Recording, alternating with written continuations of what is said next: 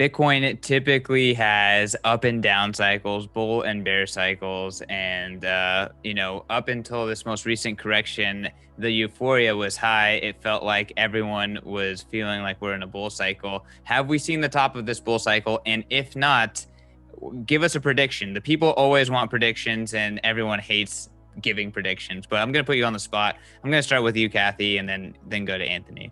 Yeah, well, I'm in print, and we are in print, ARK Invest, based on the research that Yassin El-Mandra has done, that institutions will become a very important part of this ecosystem.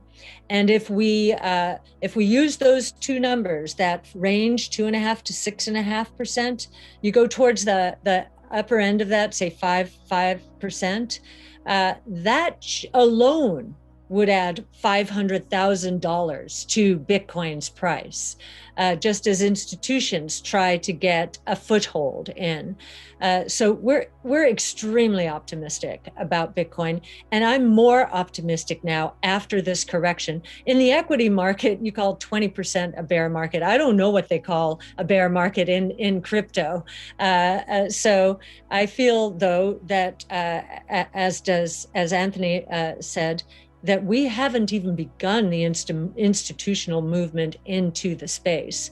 And so just that one use case gets us to that kind of price.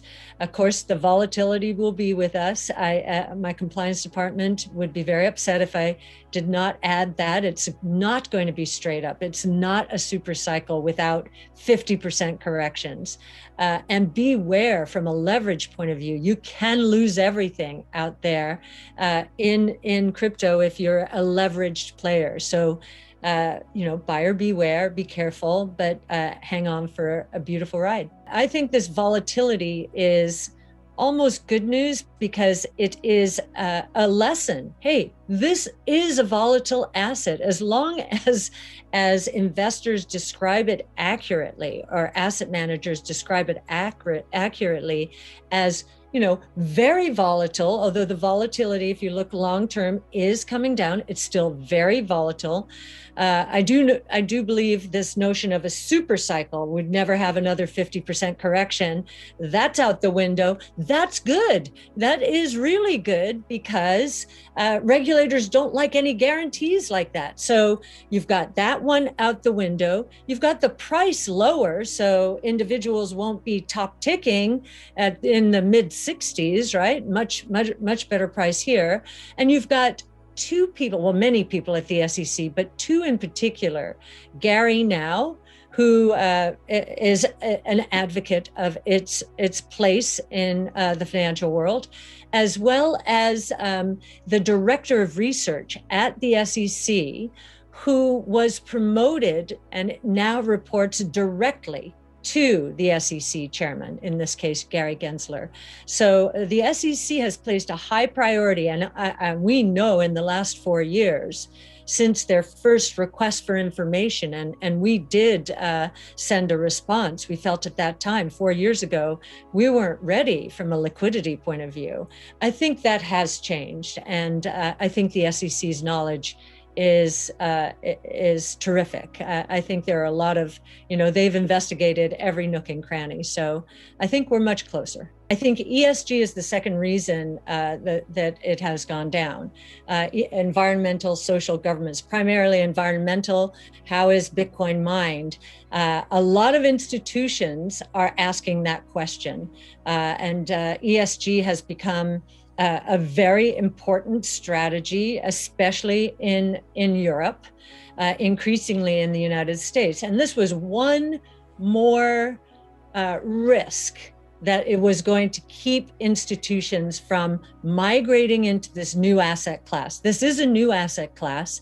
And from 10, 11 years worth of data, we can see the low correlation of returns compared to other assets. Institutional investors have to consider this because certainly their competitors are, as another form of diversification and opportunity. And I think this put that off for a moment, but I think that the spotlight on the environment is going to cause something really interesting to happen here. We just wrote a paper with Square about the ramifications of putting Bitcoin mining into a solar power wall merchant power ecosystem so that it could absorb all the extra energy coming from the sun after the battery, the power pack is filled up. That would add a new dimension of economics to this ecosystem and would encourage homeowners and utilities to add more solar to their own ecosystems than otherwise would be the case. So it's actually going to accelerate the movement into renewables.